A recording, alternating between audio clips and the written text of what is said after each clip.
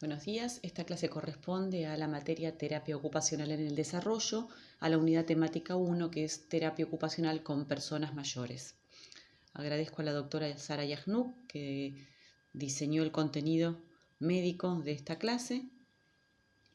Y avanzamos definiendo gerontología, que es la ciencia de abordar los asuntos completos del geronte, es decir, de la persona mayor. La gerontología abarca todas las disciplinas, no pertenece específicamente al área médica. La especialidad médica que aborda a la persona mayor es la geriatría. Gerontología es entonces la ciencia que estudia el proceso de envejecimiento poblacional, biológico, social, económico y clínico, en todos sus aspectos. Dentro de la gerontología están las diferentes disciplinas con sus enfoques abordando esta población, incluso la terapia ocupacional. En cambio, geriatría es la rama de la medicina que no solo se ocupa de la prevención y el tratamiento de enfermedades de las personas de edad avanzada, sino también de la recuperación de sus funciones y de su reinserción en la comunidad.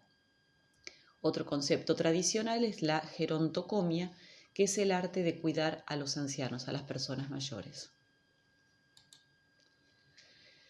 Quiero diferenciar edad biológica de edad psicológica y edad social, que podamos ver estos aspectos del envejecimiento, así como pueden leerlo en la unidad 8 de el Spakman octava edición. La edad biológica es unidireccional, pero no relacionada linealmente con el tiempo físico, mientras que la edad psicológica es más dinámica, tiene que ver y tiene relación con la edad mental, con la capacidad adaptativa de las personas mayores, en particular ahora estamos hablando de ellos, y a sus pares y a las generaciones, cómo se adapta a ellos. La edad social tiene directa relación con los roles sociales de la persona mayor, en cuanto al rol familiar de abuelo, de persona casada o viuda o soltera, en cuanto a su rol laboral como persona jubilada o trabajador retirado, y en cuanto a su rol legal como pensionado. Una persona mayor con capacidad funcional intacta, con independencia, realiza las siguientes actividades sin ayuda. Atento, estamos hablando de autonomía en la persona mayor. Actividades básicas sin ayuda como caminar, higienizarse, vestirse, usar los sanitarios, pasar de la cama a la silla, comer y salir a la calle. ABD básicas con un indicador de independencia.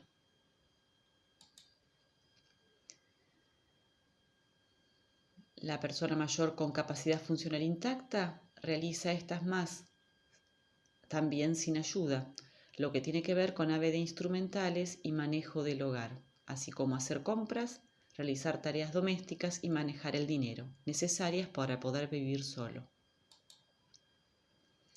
Ahora, a diferencia de eso, quiero incorporar el concepto de paciente geriátrico, es decir, paciente que requiere de atención médica por determinadas enfermedades. Después encontraremos una serie de grises entre ambas posibilidades.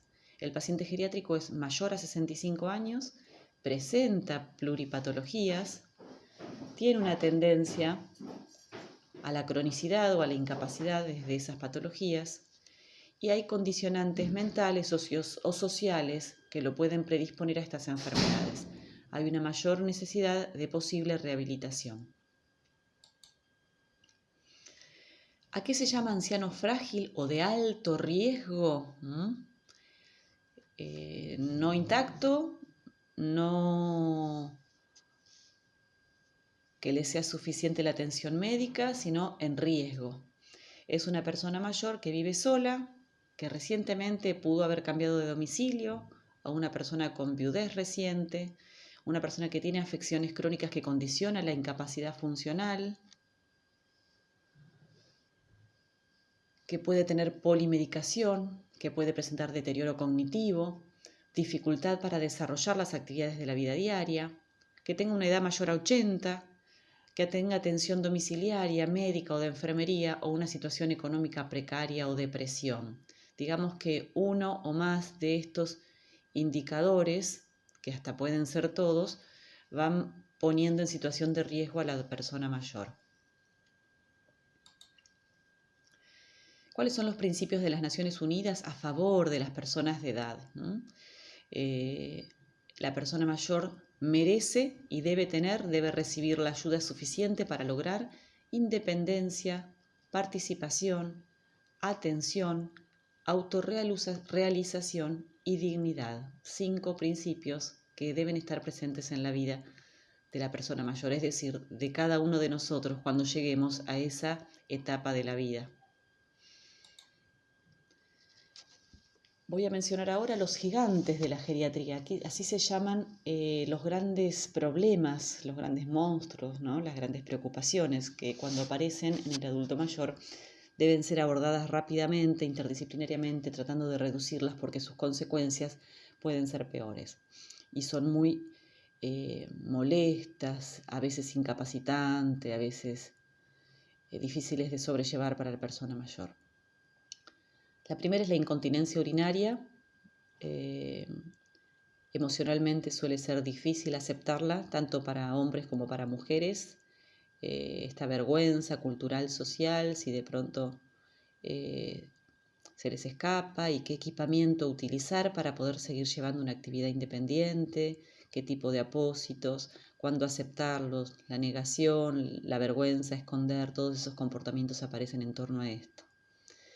Otro gigante es la inmovilidad y las escaras, cuando una persona mayor queda en la cama por razones motoras, incapacitantes, y las consecuencias de quedar en cama o en silla de rueda por largas horas implica una movilización y rotación de posiciones frecuente, periódica, cada 2 horas, que si no ocurre, desarrolla escaras en las pieles. Esas lesiones que se producen de interior a exterior en la piel, en las zonas donde el hueso apoya sobre la piel delgada y frágil de la persona mayor y llega a lastimar de un modo difícil luego para cicatrizar y para recuperar las funciones de la piel, que entre ellas es proteger el organismo interno de bacterias que pueden generar infecciones.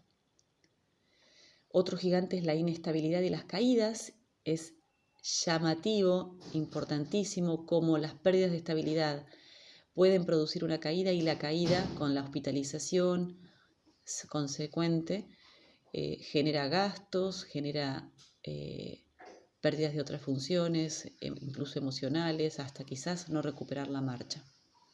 Un cuarto gigante es la incompetencia mental, cuando a la vejez se le suma alguna patología que genera deterioro cognitivo.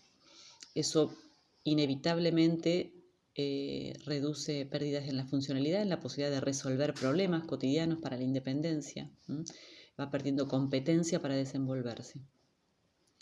Otro gigante es el síndrome confusional agudo, que si bien es agudo, que puede ser producido por pequeñas isquemias o diferentes causas médicas, genera un estado de confusión que muchas veces requiere internación, que puede ser de pocos días, pero que puede dejar secuelas, que desestabiliza, asusta, confunde al paciente, a la persona mayor, así como a sus familiares. Y entre los últimos gigantes está la malnutrición y la deshidratación, cuando la alimentación no es suficiente o la ingesta de agua, de H2O, es insuficiente por diferentes razones, a veces porque viven solos, porque no tienen ganas de cocinarse, porque no les es fácil ir a hacer las compras, en el verano tomar poco líquido porque suponen que no les hace falta, porque se resisten a los pedidos de los hijos o cuidadores, las razones que fueran. Esto debilita a la persona mayor. Los nutrientes son indispensables para sostener la funcionalidad, nuestras células vivas, y esto lleva a enfermedades y termina en internaciones. Incluso la falta de agua en el verano es muy frecuente en pacientes institucionalizados en hogares. Tenerlos siempre presentes estos gigantes, no asustarse frente a ellos, pero prevenir y trabajar a conciencia y generar conciencia para promocionar salud y evitar exponerse a ellos. Bueno, se habla de la utilización, el nivel de utilización de recursos de salud en las personas mayores de 65 años, y se ha comprobado que hay mayor demanda o consumo de fármacos, mayor utilización de atenciones de prevención, primaria, secundaria. Muchas veces requieren cuidados de rehabilitación. Hay necesidad de cuidados continuos, crónicos, hay consumo de recursos sociales o necesidad de institucionalización muchas veces, ¿sí? Estos son prestaciones de salud en los diferentes niveles, como vimos, primario, secundario, terciario, que implican un gasto para el sistema y muestran independencia de la persona mayor cuando aparecen. Y esta mirada nos va enfocando a prevenir, a la promoción de aspectos de salud para evitar el requerimiento de estos servicios. Esta estadística le faltaría cierta actualización, pero fíjense cómo muestra un 60% de ancianos con enfermedades crónicas. De todos los ancianos, un 60% presentaba enfermedades crónicas. Pudo haber variado en ciertas medidas mínimas, ya sea diabetes, hipertensión, artrosis, dislipemias, Parkinson. O sea, un 60% de las personas mayores existentes tienen enfermedades. Un 20% afortunadamente son los que están totalmente sanos, y la tendencia de las políticas tanto de la OMS como de la Organización Panamericana es aumentar, a enfocar en ese porcentaje para aumentarlo paulatinamente en el tiempo. Queremos tener cada vez más personas mayores sanas, personas mayores de 65 años sanas, sin patologías. Para eso enfocar en la prevención y en la calidad de vida de los adultos y jóvenes, que somos los que vamos a llegar luego a esta etapa de la vida. Un 10% de ancianos frágiles y un 10% de ancianos graves y en estado terminal. Aquí en las siguientes diapositivas comparto con ustedes algunos cambios anatómicos y funcionales que se producen en la vejez. La frontera es difícil de delimitar. Hay declinaciones, y esta palabra es la que deben recordar, que se producen naturalmente por el avance del tiempo y el desgaste celular en la materia, en el cuerpo de los seres vivos, seres animales, todos, incluyendo al ser humano. Entonces, esas declinaciones, el desgaste del tiempo de la materia, ocurren, y lejos de ser enfermedades, se trabaja desde la aceptación y desde la promoción en el ejercicio, en el mantenimiento de las funciones, ¿no? La función hacia el órgano, esa frase básica y muy real. Entonces, ¿cuáles son los cambios anatómicos? Las declinaciones propias de la edad, naturalmente. Alteraciones en la talla y en la postura, encorpamiento, cierta disminución de los discos vertebrales. 2. Las modificaciones en la piel, el cabello, el vello, arrugas, canas, disminución del pelo. 3. Las modificaciones del peso y la grasa corporal, que tiende a ubicarse la grasa en abdomen, caderas, en ciertas zonas, tendencia a aumentar de peso. 4.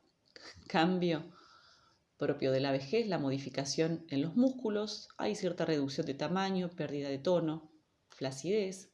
5. Cierta modificación en los huesos y articulaciones, se pierde cierta masa ósea y flexibilidad en las articulaciones. 6. Las modificaciones en el corazón, con cierta hipertrofia, de cansancio ventricular, aumento de cierta fibrosis, calcificación de algunas válvulas, incapacidad para lograr frecuencias cardíacas elevadas, descenso de la capacidad aeróbica. 7. Las modificaciones en los vasos sanguíneos, puede haber endurecimiento, aumento de rigidez, se pierden ciertas propiedades elásticas, aumento de la presión arterial. 8. Las modificaciones en el aparato digestivo, falta de algunas piezas dentarias, la disminución de la motilidad y de los jugos gástricos, puede haber diverticulosis o estreñimiento. Esas alteraciones propias del desgaste de la vida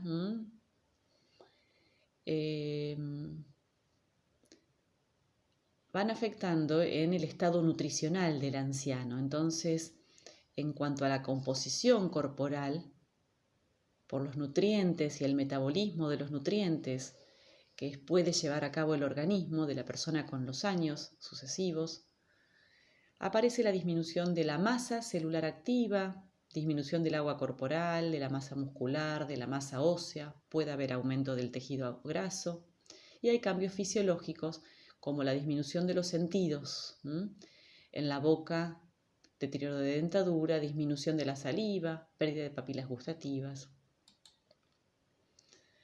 ¿Qué cosas entonces pueden producir la deficiencia nutricional? Porque la manera de mantener, de evitar o de demorar esas declinaciones es una buena nutrición, cosa que culturalmente deja mucho que desear en la actualidad. Si ponemos el foco en nuestra nutrición, en verdaderamente aportar los nutrientes requeridos para que la célula pueda mantener su metabolismo lo más sano a lo largo de los años, debemos llevar una buena dieta para esto. ¿Y qué pasa en las personas mayores, ¿no? ¿Qué causas de deficiencia en su nutrición? Desde lo social y psicológico, por ejemplo. Muchas veces hay aislamiento, falta de compañía durante la comida, o hay depresión o dificultades para caminar, para ayudar a hacer la digestión. A veces se acompaña la cena, el almuerzo con hábitos de alcohol, de bebida e ingesta de alcohol con alcoholismo. A veces hay hábitos incorporados desde la juventud que no son buenos y se exacerban en la vejez. A veces hay fallas en las compras, almacenaje o preparación de alimentos. Existen casos de abuso, de maltrato, de negligencia por parte de los cuidadores o inadecuada asistencia, si la requiere, de la alimentación, o a veces pobreza. Otros cambios anatómicos funcionales en la vejez con respecto a las modificaciones renales: disminuye el tamaño del riñón, hay pérdida del volumen, disminuyen los números de glomérulos, el filtrado para mantener la homeostasis. Hay modificaciones en el sistema nervioso, pérdida de neuronas, dendritas, de sinapsis, de la neuroplasticidad de la cual tanto hablamos. Hay modificaciones en la vista y el oído con disminuciones. Con respecto a causas de envejecimiento mental normal, hay factores que intervienen. Sabemos entonces que lo biológico se ve condicionado claramente por aspectos sociales, del ambiente, que intervienen. Entonces, así como la intervención de la terapia ocupacional y de un buen equipo interdisciplinario podría reducir o demorar la aparición de estas declinaciones, cuando el ambiente no es favorecedor, no es acompañado, no es protegido, los factores perjudican esta tendencia natural. Estos factores pueden ser el deterioro progresivo de las propias funciones físicas, el declinar progresivo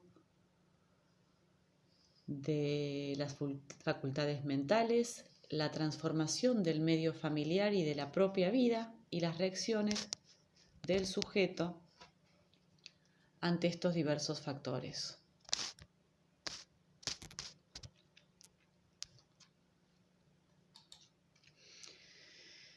Frente a esta situación, nos vemos convocados a tomar conciencia de los buenos hábitos, del potencial resultado de hábitos saludables, de hábitos alimenticios, de hábitos de actividad física a lo largo de la vida y en particular en el adulto mayor.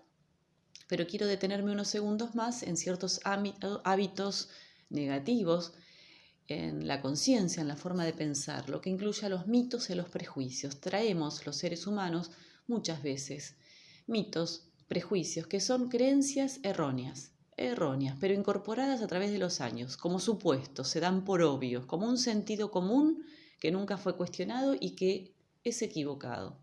Creencias, errores que conducen a actitudes no pensadas y transmitidas por la cultura. No es general, pero sí es muy frecuente que los tengamos, y entre los prejuicios que traemos hay algunos que afectan a las personas mayores. Bueno, algunos son graciosos, ¿no? Pero que nos dan cuenta de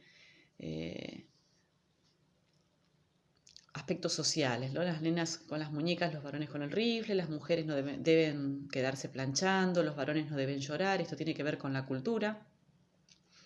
A veces traen estas creencias las mismas personas mayores que hoy podemos atender, a veces las tenemos arraigadas aún nosotros los adultos, bastante menos ya los jóvenes. Y entre los prejuicios de este tipo hay algunos que tienen que ver con la vejez y se llaman viejismos, prejuicios en relación al viejo, que llevan a conductas negativas incorporadas y transmitidas por la cultura, como dijimos. Hay personas jóvenes que rechazan a los viejos, hay una tendencia a la marginación. Para algunos hay temor a envejecer, tanto temor que prefieran no ver a las personas mayores. Hay gente que tiene desagrado, hay gente que niega la vejez que nos llega a todos. Hay gente que es agresiva y hay gente que incluso tiene gerontofobia. Todas actitudes basadas en prejuicios. Se llama viejismo. Entonces aparecen creencias que debemos hoy, aquí, quitar de nuestra mente. Son creencias limitantes y reemplazarlas por afirmaciones elegidas, positivas, que prometen bienestar para todos. Entonces, las personas mayores no disfrutan de la vida ni se divierten, ese es un prejuicio, y todos los que vienen. La vejez comienza a los 60, las personas mayores suelen ser débiles, frágiles, enfermas o discapacitadas, las personas mayores son incapaces de tomar decisiones por su propia vida, para su propia vida, prejuicios erróneos. Las personas mayores son improductivas y constituyen una carga para los más jóvenes, las personas mayores se parecen entre sí, las personas mayores son incapaces de aprender cosas nuevas, las personas mayores no se enamoran ni tienen relaciones sexuales, las personas mayores son olvidadizas. Todas absolutismos, generalizaciones innecesarias. Esto puede darse en algún caso como puede no darse. Así es que desde este momento cancelamos en nuestra mente y en nuestra conciencia cualquiera de estos absolutos, de estos viejismos, de estos prejuicios, para habilitarnos a creer, accionar y trabajar por una vejez activa y saludable. Nos encontramos muchas veces con que el mismo adulto mayor o persona mayor se autodiscrimina o se desvaloriza, ¿sí? Y sobre esto también buscaremos las estrategias para trabajar y reducir esas creencias limitantes que la misma persona asistida tiene. Los años no vienen solos, nos dicen a veces nuestros viejos. Yo ya no puedo, te jubilaste y sonaste, a las fiestas no voy si no puedo comer nada, prefiero sola que mal acompañada, una pareja no, ¿qué van a decir mis hijos? No voy a jugar para no hacer el ridículo. Olvidé la llave, ya estoy con Alzheimer. Maneras de autosentenciarse a lo no deseado. Invito a reflexionar en estas cosas, en qué hay de eso en nosotros, desde lo consciente y lo inconsciente, para desterrarlo. Quiero compartir esta filmina porque en los últimos congresos de medicina, terapia ocupacional y de gerontología se está hablando mucho y con preocupación sobre los casos, las estadísticas que hay de abuso y maltrato en la vejez, siendo esta una población vulnerable, así como la niñez. Asustan los casos de maltrato físico, emocional o psicológico o financiero, de familiares, cuidadores, asistentes, sobre todo cuando se encuentran en ámbitos de intimidad, de aislamiento y, bueno, no está ese control natural que es la mirada de los otros. Incluso el financiero, ¿no? De quedarse con dinero que es de ellos, de dejarlos viviendo en condiciones precarias, comenzar a gastar los sucesores, el patrimonio que era de la persona mayor. Y ahora sí, nos enfocamos en lo importante, en lo que queremos, en el objetivo hacia dónde vamos y al cual nos vamos a sumar en los equipos, que es favorecer el envejecimiento activo. La primera misión, el primer objetivo a largo plazo general que va a guiar nuestra práctica con personas mayores. Favorecer a que la persona tenga un envejecimiento saludable, que evite la rutina, el aburrimiento, la soledad, que tenga una vida grupal, social, que permita aumentar el intercambio y la formación de nuevos vínculos, que sea placentera, gratificante, que estimule el desarrollo personal, físico e intelectual, creativo y social, que sea una vejez solidaria, donde los deseos de ayudar al prójimo se vean expandidos, desplegados.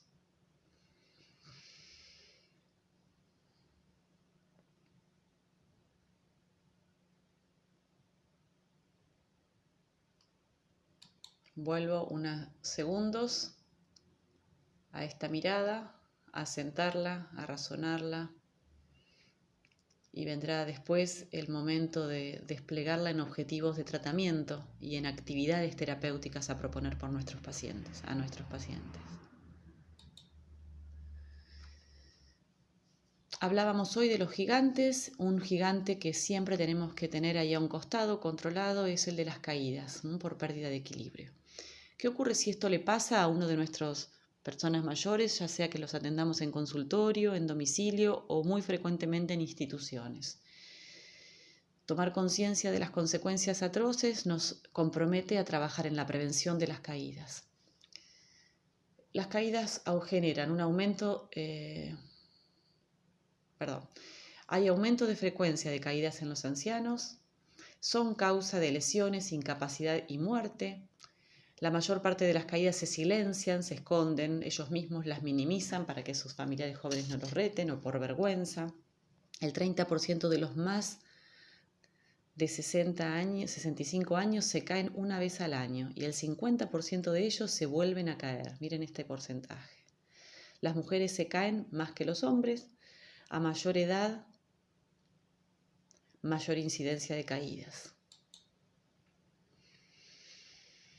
¿Cuáles son los factores de riesgo que predisponen a esas caídas? La edad, las enfermedades agudas y crónicas y el consumo de fármacos. Asimismo, hay factores extrínsecos derivados de la actividad y del entorno y otros que vale la pena diferenciar, que son relacionados, los intrínsecos, con el propio paciente, ¿sí? Y ahí siempre vamos viendo en qué podemos intervenir como terapistas ocupacionales, cómo modificar los factores extrínsecos para que el ambiente sea favorable, en cuanto a que esté bien equipado, en cuanto a que reduzca escalones, obstáculos, felpudos, en cuanto a que haya barandas, en que haya asistentes, todas las formas de equipamiento social o material para evitar esto. Entonces aquí tenemos que dedicar un tiempo, y lo haremos como terapistas, a evaluar el entorno de la persona mayor. Tenemos que poder mirar y en el apunte van a encontrar listas de chequeo para evaluar el ambiente donde vive la persona e identificar situaciones a modificar. Entonces en la vivienda tendremos que observar las características de los pisos, si hay alfombras, si hay desniveles, iluminación deficiente o escaleras excesivas, qué pasa en el baño, si el inodoro es muy bajo, si las duchas no tienen agarraderas, si los dormitorios tienen camas demasiado altas o demasiadas bajas para incorporarse. En las calles debemos observar las veredas, si hay desniveles, si hay obstáculos, semáforos, si hay señalizaciones. Y con respecto al transporte, escalones inadecuados en autobuses, si van trenes y automóviles. Si van en silla de ruedas, los traslados, dificultad para acomodarse en movimiento es propio en la persona mayor. Y aprendemos a agudizar nuestro ojo clínico en estos aspectos. Con respecto a los factores intrínsecos, tenemos que controlar y observar la postura, la función visual, la función vestibular, la función propioceptiva, todas ellas funciones sensoriales que ayudan a la persona mayor a hacer ajustes posturales, a tener reacciones motoras automáticas frente a un trastrabillado o frente a circunstancias inesperadas. Otros factores intrínsecos son la alteración de los músculos, como veíamos antes, y de las funciones esqueléticas, las infecciones respiratorias que pueden agitarlos, o urinarias que condicionan el comportamiento, las anemias, que a veces generan caídas previas a alguna otra consecuencia clínica. Y hay también enfermedades, procesos patológicos que facilitan una caída. Entonces, si la persona las tiene, estas enfermedades, debemos evitar, reducir, controlar las caídas, modificar la rutina, indicar un cuidado especial, ¿no? Cuando estas patologías están presentes, cuando acompañan a la vejez. Pueden ser patologías neurológicas y psiquiátricas, del aparato locomotor, cardiovasculares, sensoriales o sistémicas, las que predispongan a caídas y afecten la capacidad funcional de nuestra persona mayor, y tenemos que evaluarlas. Entonces, por supuesto, va a haber recomendaciones en torno a esta prevención desde cada disciplina, médicas, psicosociales, rehabilitadoras y de terapia ocupacional y ambientales. Vamos a pensar qué recomendaciones vamos a poder dar, porque las consecuencias pueden ser a mediano, a corto o a largo plazo. Hay síndromes de temor, de poscaída, que afectan, que los aíslan más, que los encierran más. Pueden estar perdiendo la funcionalidad y la independencia que tanto tiempo nos llevó entrenarla y fortalecerla y favorecerla. Pueden quedar aislados o requerir de cuidados que generen gastos económicos inmanejables. Aquí entonces, ya cerrando, ponemos el foco en la actividad física importantísima en el adulto mayor. ¿Por qué? Porque trae beneficios incalculables sobre esa materia, sobre ese cuerpo y sobre esas células envejecidas. Cuando hay buena actividad física, cuando incluimos una rutina de marchas, de caminatas, de idas a la plaza, de oxigenación, ¿no? de aumentar la capacidad aeróbica en la rutina diaria de la persona, hay menor incidencia de caídas y fracturas óseas por el aumento de la fuerza muscular y de la coordinación de los movimientos, producto del entrenamiento. Hay un retraso en la aparición de la osteoporosis, mejora el aspecto emocional, evitando la depresión. Hay disminución de la presión arterial en los hipertensos.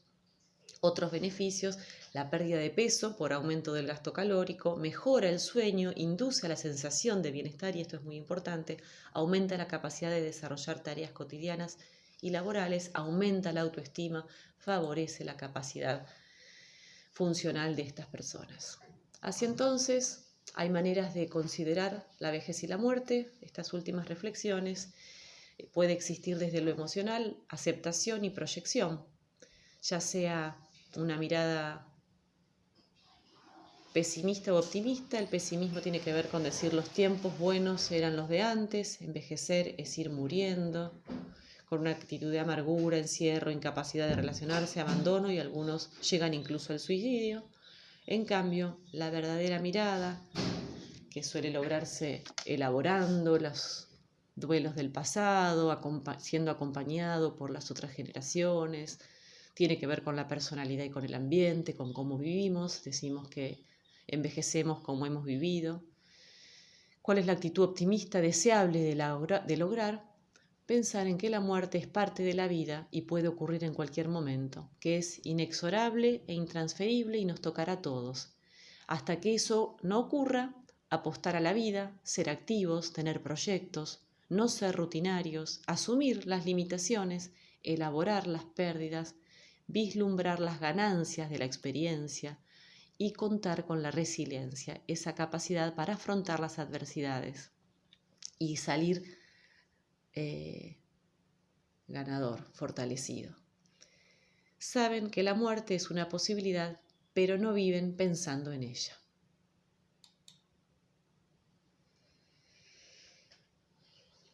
Acá tenemos otras fases del proceso psicológico de las situaciones de duelo, y es importante verlo en lo emocional de nuestros pacientes. El paciente moribundo o con angustia, miedo, sufrimiento, sensación de soledad. Este paciente en proceso de duelo, es decir, angustiado por las pérdidas, merece y debe ser ayudado para cumplir las fases de la elaboración del duelo, que son las 5 que acá mencionamos. La fase de negación, rabia, regateo o negociación, depresión, hasta llegar a la aceptación. Estas etapas de la elaboración del duelo pueden darse ordenadas o desordenadas. Es importante manifestarlas, sacarlas afuera, atravesarlas para llegar al nivel de aceptación, donde se puede llorar y aceptar, comprender, diferente a una resignación que no haya pasado por las etapas anteriores. La resiliencia en el adulto mayor es la capacidad que va adquiriendo la persona mayor para poder enfrentar satisfactoriamente los distintos factores de riesgo que encuentra en su camino y a la vez ser fortalecido como resultado de esa situación. Para vivir en un mundo que envejece se debe reconocer a las personas de edad como un recurso valioso, permitirles tener una participación activa en el proceso de desarrollo, brindarles una atención y una promoción de salud adecuadas y fomentar la solidaridad intergeneracional.